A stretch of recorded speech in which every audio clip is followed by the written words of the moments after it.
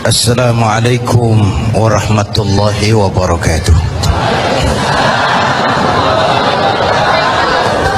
Guru kita Al-Habib Munzir Al-Musawwar sudah menjelaskan tentang amar ma'ruf nahi munkar. Pemimpin kita baginda Nabi besar Muhammad sallallahu alaihi wasallam adalah tokoh yang paling sukses dalam melaksanakan amar ma'ruf nahi munkar. Berkembang dengan pesat, lain dengan agama-agama besar lain, kata Stoddard. Agama Buddha punya raja Asoka, agama Persia punya raja Cyrus, bukan Cyrus Sinaga, Cyrus. Agama Kristen punya raja Konstantin.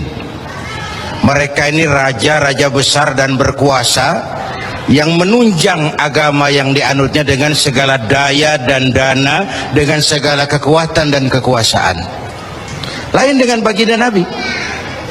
Beliau bukan raja, tidak anak penguasa, tidak pula orang kaya, tapi amar ma'ruf yang dilaksanakannya berhasil menembus dinding Jazirah Arabia, mewarnai hampir 2/3 belahan bumi. Nah, saya mau ambil porsi apa landasan beliau dalam melaksanakan amar ma'ruf dan nahi munkar sebelum ke arah yang tadi sudah ditanyakan Saudara Agung. Pertama, landasannya adalah siddiq. Apa? Jujur. Sebab bagaimana orang mau amar ma'ruf nahi munkar kalau dia nggak punya kejujuran? Nabi kita itu lidahnya adalah hatinya, ucapannya adalah perbuatannya, perintahnya dia berwibawa, ajakannya diikuti karena beliau pelaksana pertamanya. Keteladanan. Kalau kita gimana mau berhasil amar ma'ruf? Cuma teriak, saudara-saudara, sedekah, sedekah. Yang teriak buntut gasiran, mbahnya pelit. Jujur. Kata orang tua Melayu gini, wahai saudara, adik dan kakak, peganglah jujur, jangan durhaka. Jauhi bohong, haramkan dusta, supaya hidup tidak ternista. Asik kan? Asik kan? Jauhi bohong, haramkan dusta, supaya hidup tidak ternista. Orang bisnis, modal paling penting adalah kepercayaan. Coba saudara punya kapital miliaran, kalau nggak dipercaya orang, ada nggak yang mau ngasih proyek? Ada nggak? Ada nggak? Nyaut. Modal utama dalam bisnis kepercayaan. Modal utama dalam memimpin kepercayaan. Modal utama dalam seluruh gerak hidup kita kepercayaan. Kalau hidup udah dipercaya, Bu, biar duit banyak juga enak rasanya. Bener. Kalau sudah dipercaya, walaupun duit banyak enak rasanya.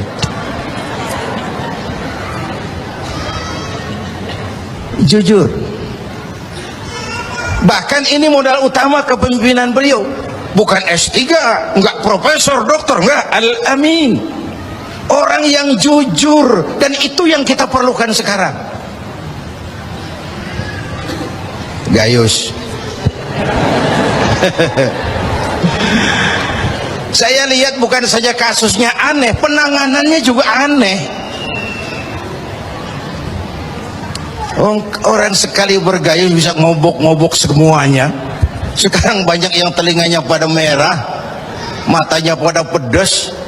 Begitu dia nyanyi, bagaimana dia merambah kepolisian, merambah kejaksaan, merambah kehakiman. Lalu penanganannya juga aneh. Kayaknya mau terfokus kepada kasus gayusnya, padahal yang terbesarnya adalah mafia hukum dan mafia pajak. Kan itu soal yang paling besar ini. Kita perlu jujur, jangan ada dusta di antara kita.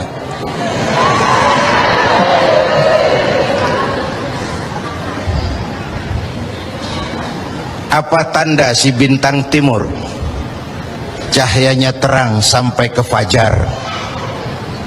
Apa tanda orang yang jujur? Hatinya mulia, ucapnya benar. Hatinya mulia, omongannya benar.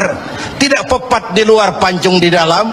Menjegal kawan seiring, manis jika berhadapan, balik belakang lain bicara. Tiap hari kita ngadepin topeng. Topeng yang berkelip. Ini mukanya apa bukan sih? Ini omongannya apa cuma sekedar sebuah misi? Dan seterusnya.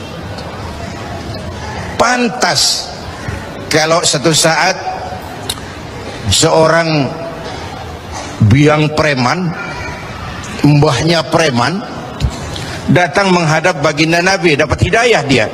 Ya Rasulullah, saya mau masuk Islam, boleh enggak? Oh boleh. Mengucap syahadat. Selesai mengucap syahadat, dia bilang lagi, ya Rasul, saya kan sekarang sudah masuk Islam. Baik, saya cinta Islam, alhamdulillah. Saya cinta Anda ya Rasul, bagus itu. Cuman saya juga cinta dosa. Ini aneh orang ini, preman tadi ya. Saya cinta Tuhan ya Rasul, saya cinta Islam, saya juga cinta dosa. Saya belum bisa tinggalin di dosa. Saya suka judi, suka mabuk, suka zina. Marah baginda Rasul dengar ini? Enggak, beliau senyum. Senyum. Orang yang tegasnya amar ma'ruf nahi munkar itu jangan masang muka kuburan. Manyu, muka ditekuk, jangan. Senyum. Lalu beliau bilang, lah Pak Sebi, nggak apa-apa dah. Cuman begini, Mas. Dari Jawa premannya waktu itu. Kamu suka mabuk, hobi. Kamu suka zina, bu. Di mana-mana ada langganan. Kamu suka nyolong? Iya. Oke, gini. Saya cuma minta, mau nggak kamu mulai hari ini janji sama saya? Apa ya Rasul? Jangan bohong. Hal tu'ahiduni ala tarkil kadzib? Mau nggak kamu janji satu aja, jangan bohong? Saya kira apaan kali ya Rasul? Kalau itu mah kecil. Sanggup? Sanggup. Ayo, saya baiat. Bismillah, hari ini kau janji nggak mau bohong. Janji. Pulang.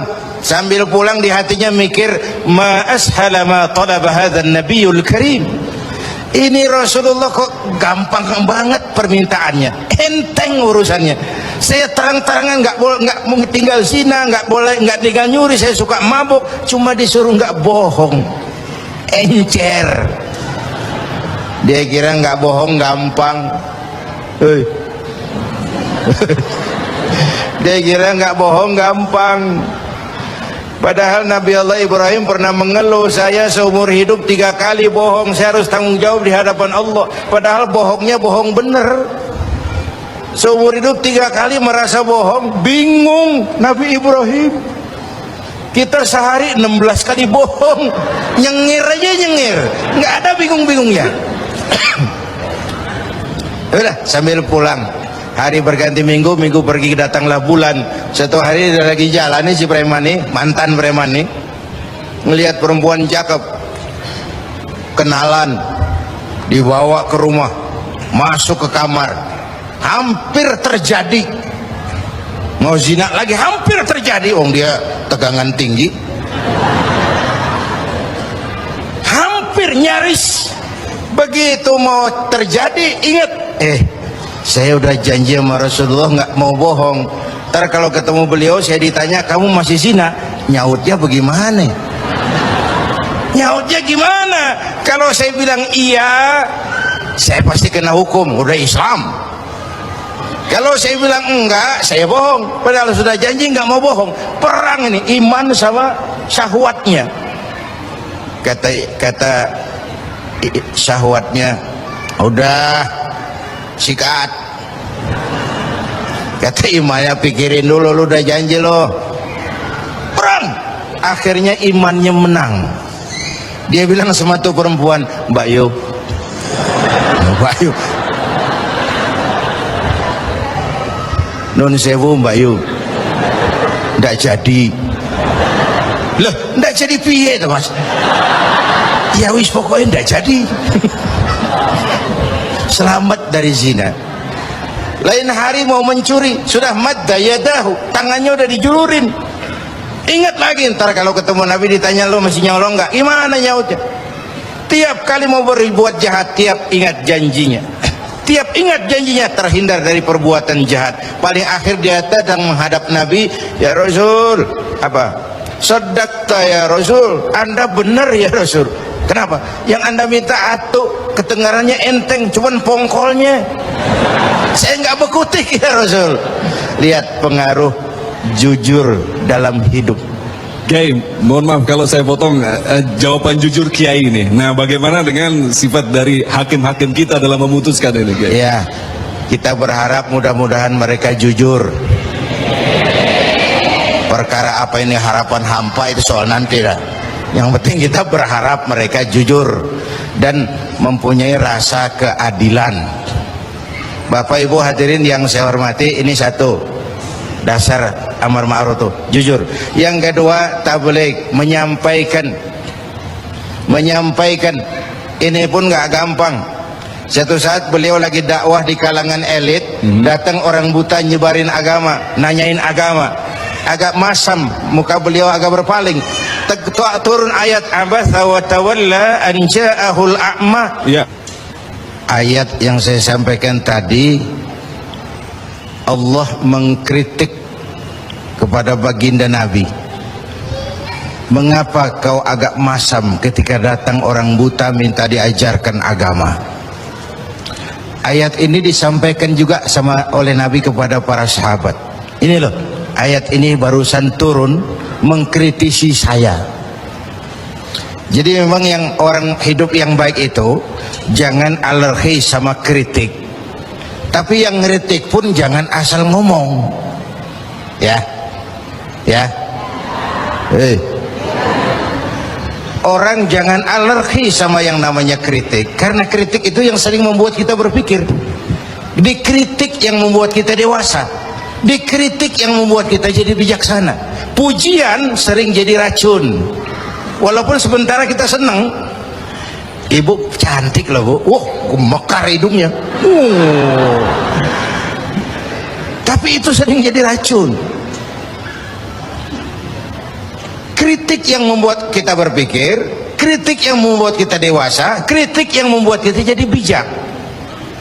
Tapi yang ngeritik pun jangan asal ngejeblos. Saudara hadirin yang saya hormati, kita nggak bisa ngukur baju kita pakai badan orang lain. Ini tolong, ini bahasa bersayap. Jangan ngukur baju kita pakai badan orang lain. Nggak sedang, ya, nggak sedang. Orang sering berada dalam sebuah situasi yang tidak semudah kita. Makanya Luqmanul Hakim pernah bilang sama anaknya, "Nak, kita ini kalau nggak punya prinsip bakal serba salah." Kok gitu Pak? Ayo kita buktiin. Luqman keluar sama anaknya bawa seekor keledai kecil, dituntun berdua. Lewat di tengah orang pada ngomong, anak sama bapak sama gobloknya. Bawa keledai bukan ditaikin, dituntun. Tolol. Nah, kamu dengar nak? Iya, sekali kita salah. Sekarang gimana Pak? Bapak yang naik, kamu jalan. Lewat lagi di tempat orang ngomong lagi, bapak kagak tahu diri, enak-enakan di atas keledai, anaknya disuruh jalan, tega sama anaknya. Kau dengar nak? Iya, 2 kali kita salah. Habis sekarang gimana Pak? Kamu yang naik, bapak jalan. Lewat lagi orang teriak lagi, anak durhaka, bapaknya disuruh jalan, dia enak-enakan. Dengar nak? Iya Pak, 3 kali kita salah. Sekarang gimana Pak? Kita naikin berdua yuk. Naik berdua. Sampai di tempat orang banyak teriak lagi, anak sama bapak samanya ini. Tidak punya peri kebinatangan. Masa keledai kecil dinaikin berdua? jam. Nah, kau dengar? Iya. Berapa kali kita salah? 4. Tapi sekarang gimana Pak? Sekarang keledainya nyok kita gotong. Gua pengen tahu orang ngomong apa.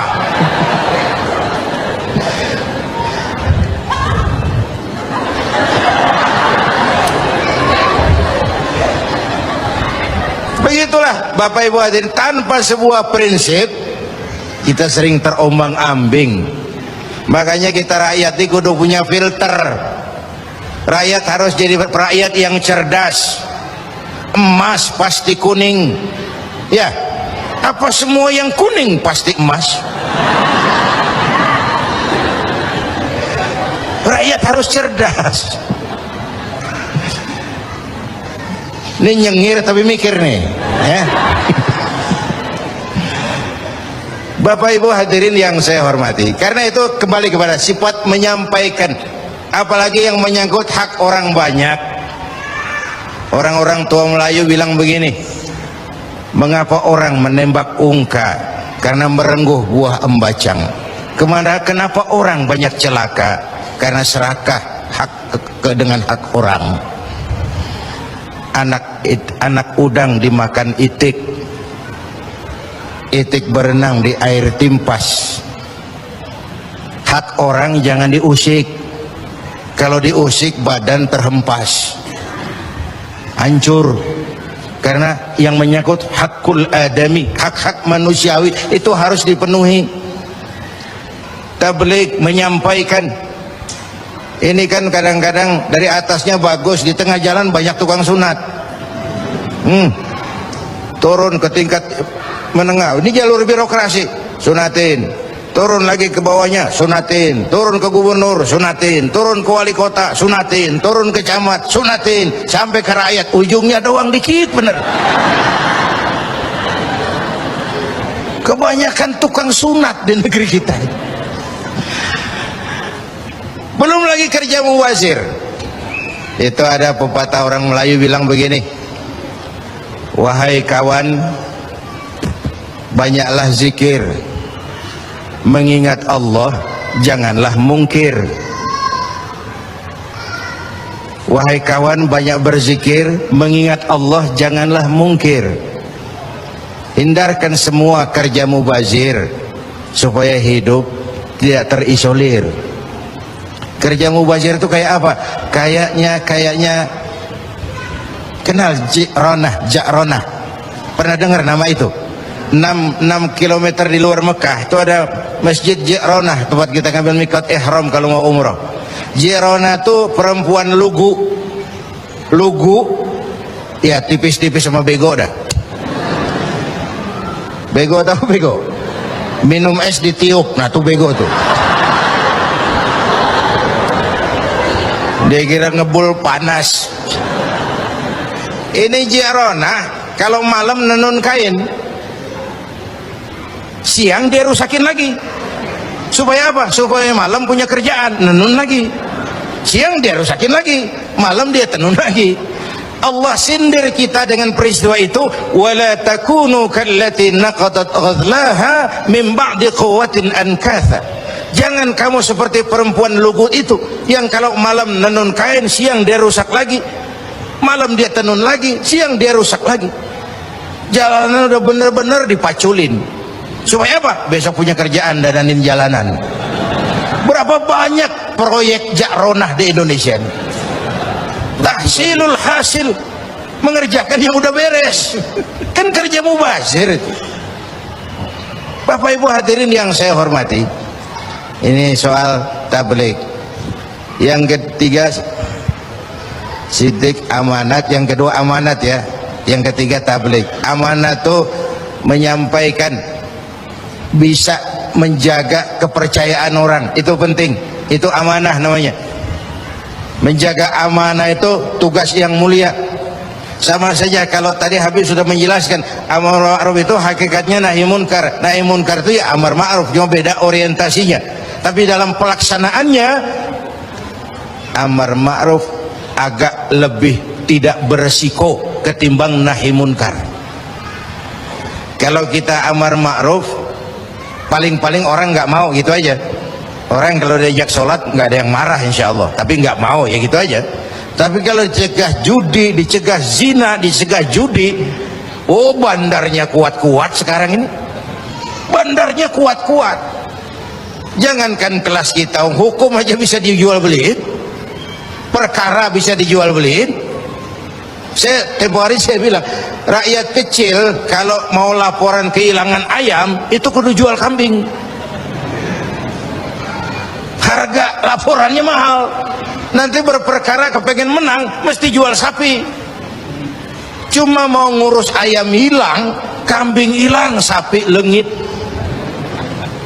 Itu kadang-kadang ya kita nggak bisa, karena selalu ada permainan dan itu proses. Salah siapa? Ayo kita perbaiki sama-sama.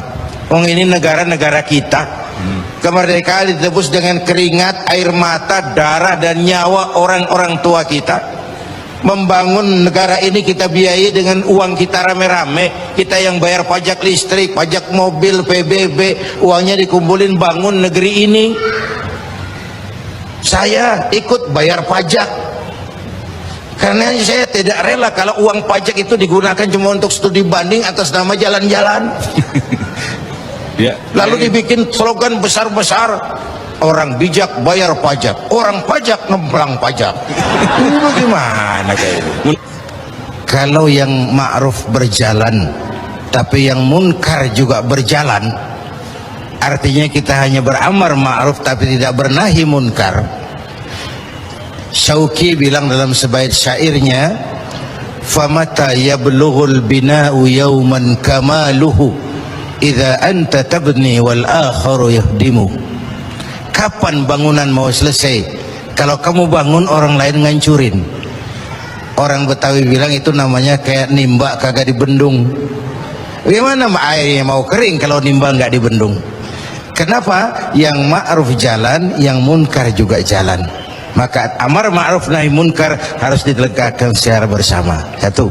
Yang kedua, saya sepakat dengan guru kita Habib Munzir bahwa amar ma'ruf nahi munkar sesuai dengan bidang dan keahlian kita masing-masing. Jangan memaksakan sesuatu untuk hal yang memang bukan dunia kita. Saya dulu pernah mimpin partai politik.